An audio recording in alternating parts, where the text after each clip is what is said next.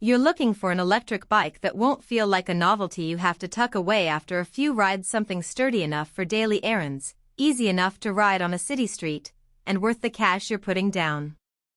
That hesitation, wondering if the motor will actually keep up on a hilly commute, if the battery will die before you finish the grocery run, or if the bike will feel like a clunky piece of hardware you keep fighting with, is exactly what I felt before I started digging into the ANIOKIBIKE electric bike for adults.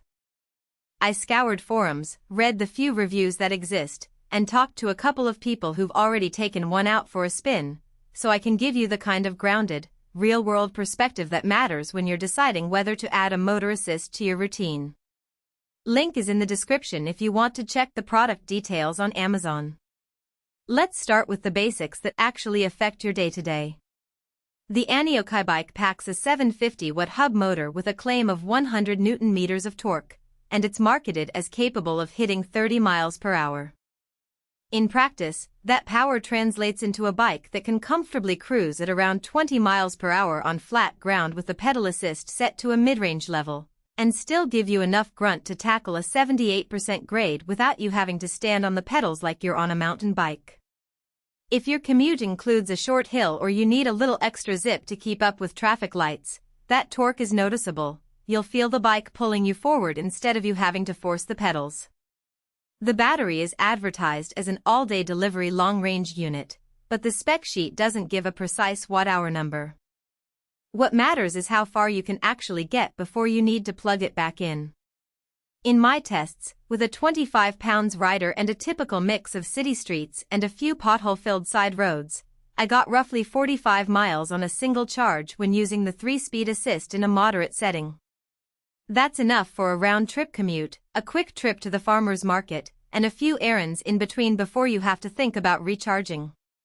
If you're planning to ride 70+ miles a day, you'll probably need a second battery or a more aggressive charging plan, but for most urban or suburban users the range feels practical. Now, the fat tire claim. The bike comes with 20-inch by 4-inch puncture-resistant tires. Those are wide enough to roll over gravel, sand, or a rainy sidewalk without the usual pinch flats you get on narrow commuter tires. In the rain, the extra surface area actually improves traction, which is a subtle safety boost you don't notice until you're sliding on a slick patch and the bike just keeps moving forward. The downside is the wider footprint adds a bit of rolling resistance, so you'll notice a slight dip in top speed on a flat, especially if you're riding solo without any assist. If you plan to zip through tight bike lanes or need to store the bike in a small apartment, the 20-inch wheel is a little bulkier than a standard 26-inch commuter. Suspension is another area where this bike tries to differentiate itself. A front hydraulic fork paired with a reinforced rear shock is something you usually find on pricier mountain bike-style bikes. On a city ride, that setup smooths out the occasional pothole or curb hop, making the ride feel less jarring. I found it most useful on a morning ride over a construction-riddled street. The bike absorbed the bumps without sending a jolt up into my arms. However, the suspension does add some maintenance. Overhead hydraulic forks need occasional bleed checks, and the rear shock can start to feel a little squishy after a few months if you never service it. If you're a rider who prefers a low-maintenance, rigid frame, you might see that as a needless complication. The display is a modest 5.2-inch LCD that shows speed, battery level, assist mode, and an anti-theft alarm. It's not a full-color touchscreen, but it's readable in daylight, and the alarm is a nice peace-of-mind feature if you regularly lock the bike outside a CAF. The 3-speed assist gives you the flexibility to dial down the motor for a light workout or crank it up for a quick sprint.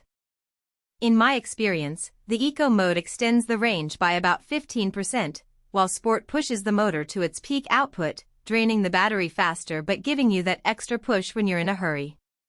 Safety lights are built-in, upgraded front turn signals and a rear tail light that stay on with the assist.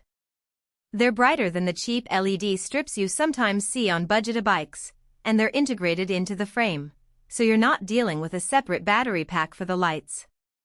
On a dusk ride through a residential area, the lights made me visible to drivers and pedestrians alike, which is a tangible benefit if you ride during low light conditions. So who should consider buying the ANIOKIBIKE? If you're an adult,